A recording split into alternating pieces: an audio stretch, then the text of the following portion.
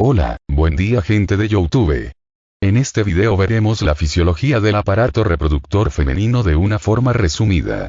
Principalmente de la fisiología de la mujer antes del embarazo, así como también las principales hormonas implicadas en este proceso. Iniciemos con el video. Primero hablaremos a grandes rasgos del sistema hormonal femenino. En este hablaremos de un sistema el cual es el encargado de regular el ciclo de la menstruación de la mujer. Me refiero al sistema hipotálamo-hipófisis gonadal. O en este caso hipotálamo-hipófisis ovárico. Este sistema recibe este nombre debido a que las señales inician en el hipotálamo y luego llegan a la hipófisis y terminan en el ovario. A nivel del hipotálamo se secreta la hormona liberadora de gonadotropina, o también conocida como GnRH. Esta hormona liberadora actúa a nivel de la hipófisis, específicamente a nivel de la adenohipófisis, o también llamada hipófisis anterior, y hace que las células basófilas que ahí se encuentran secreten FSH y LH hacia el torrente circulatorio. La FSH es la hormona estimulante de los folículos, y la LH es la hormona luteinizante. Ambas hormonas son gonadotropinas. Específicamente, la FSH actúa principalmente estimulando el desarrollo de los folículos ováricos, mientras que la LH lo hace estimulando el desarrollo del cuerpo lúteo. Asimismo tenemos que considerar a los estrógenos y la progesterona. Estas hormonas esteroideas son segregadas por los folículos y el cuerpo lúteo, y su secreción produce inhibición de la liberación de GnRH. De este modo tenemos a grandes rasgos que este eje regula el ciclo menstrual de la mujer de 28 días. Ahora veremos el ciclo ovárico mensual. En este, hablaremos primero de la fase folicular. En esta fase el hipotálamo no está recibiendo señales inhibidoras y por lo tanto secreta grandes cantidades de GnRH, la cual llega a la adenohipófisis y hace que ésta secrete FSH y LH. La FSH estimula el desarrollo de 12 a 14 folículos ováricos primarios. Este desarrollo consiste en una proliferación de la capa de las células de la granulosa y de las células de la teca. En este desarrollo tenemos las varias fases por las que pasa un folículo, como son el folículo primario a secundario, folículo antral, folículo vesicular, etc. Al cabo de una semana, de los 12 a 14 folículos que se estaban desarrollando, uno se desarrolla más que los otros y pasa a llamarse folículo dominante. Este folículo continúa su desarrollo mientras que los otros empiezan a degenerar. Se les denomina folículos atrésicos. En el folículo dominante, ante la proliferación de las células de la granulosa y de la teca, tenemos que éstas secretan estrógenos hacia el torrente sanguíneo, lo que hará que lleguen hasta el hipotálamo y por lo tanto, inhiban la secreción de más GnRH, por lo que ya no se secretará LH ni FSH. Sin embargo, los estrógenos también hacen que el folículo dominante exprese más receptores para LH y FSH, lo que hace que aproveche mejor las hormonas liberadas. Todas estas acciones impiden que sigan altos los niveles de FSH como para que se desarrollen más folículos ováricos, pero sí permitan que el folículo dominante se siga desarrollando. Ahora veremos la ovulación. Ocurre a los 14 días después de la menstruación. 2 días antes de la ovulación, ocurre el pico de la LH, que es cuando los niveles de LH se elevan por hasta 6 a 10 veces de los niveles normales existentes. Asimismo, las células de la teca segregan por primera vez progesterona. Este pico de la LH produce que se desarrolle el estigma, el cual luego se romperá y permitirá la expulsión del ovocito con su corona radiada. El ovocito con su corona radiada viajará hacia los oviductos.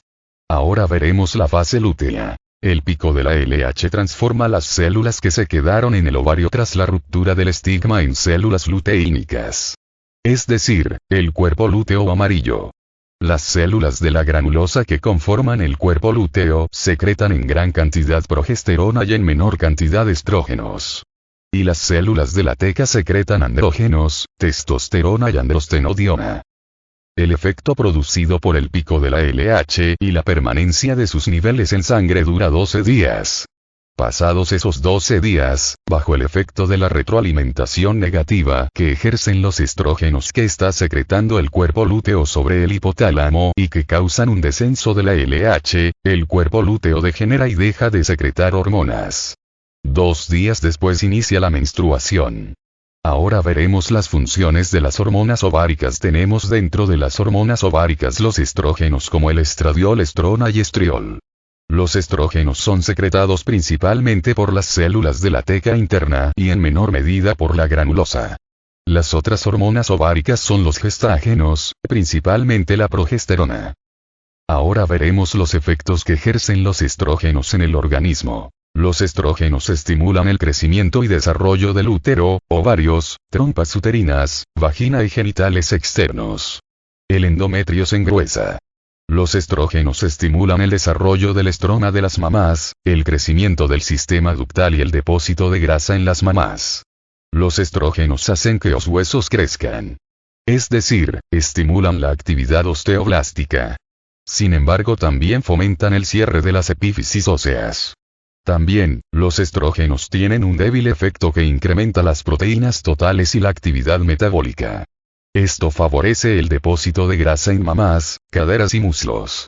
Ahora veremos los efectos que ejerce la progesterona en el organismo. La progesterona fomenta cambios secretores en el endometrio durante la segunda mitad del acto sexual mensual. Asimismo, en las trompas uterinas hace que éstas segreguen líquido que aporta nutrientes al óvulo fecundado. También, la progesterona reduce la excitabilidad y motilidad del músculo liso uterino. La progesterona estimula el desarrollo de los lobulillos y alvéolos mamarios, lo que les confiere su naturaleza secretora. Y también, la progesterona alza el sistema de control de la temperatura corporal en cerca de 0,3 grados centígrados. Por último veremos el ciclo mensual endometrial y la menstruación. Podemos dividirlo en 4 etapas. La menstruación, que dura de 3 a 5 días, seguido de la fase proliferativa de 9 días, luego la fase secretora de 13 días y finalmente una fase isquémica de 1 día. Iniciaremos con la fase proliferativa. En esta fase recién se terminó la menstruación, por lo tanto, en el endometrio solo queda la capa basal. Los estrógenos que están siendo secretados por el folículo en desarrollo hacen que las porciones profundas de las glándulas a nivel del endometrio sean estimuladas a proliferar rápidamente. Toda la superficie endometrial se reepiteliza en 4 a 7 días de iniciada la menstruación. A los 10 días después, el endometrio se ha estado desarrollando y engrosado hasta 4 milímetros. Luego, en la fase secretora, la progesterona que está siendo secretada por el cuerpo lúteo recién formado hace que el endometrio se engruese y adquiera capacidad secretora. Las glándulas producen secreciones, y las células endometriales acumulan líquidos y glucógeno. También se desarrolla la vasculatura endometrial. Ahora en la fase isquémica tenemos que sucede 24 horas antes de la menstruación, y en esta lo que sucede es que los vasos sanguíneos, las arterias espirales, sufren espasmo y por lo tanto ya no irrigan al endometrio de forma adecuada, produciendo primero isquemia y luego necrosis tisular.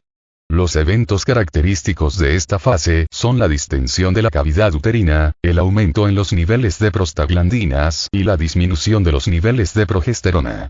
Todo esto contribuye a las contracciones uterinas que culminarán con la expulsión de la menstruación. Ahora, repasando en este esquema, tenemos que ubicarnos a nivel del hipotálamo.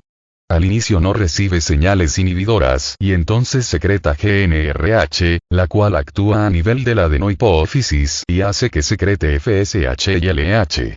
La FSH estimula al folículo primario para que crezca y proliferen sus células de la granulosa y de la teca. Las de la granulosa secretan estrógenos. Las de la teca gestágenos como progesterona y andrógenos. Parte de los andrógenos los transforma las células de la granulosa a estrógenos. Los estrógenos y progesterona van a tejidos diana y producen cambios en la mujer, como ya vimos, entre ellos preparar a las mamás, preparar al útero, modificar la temperatura corporal, entre otras.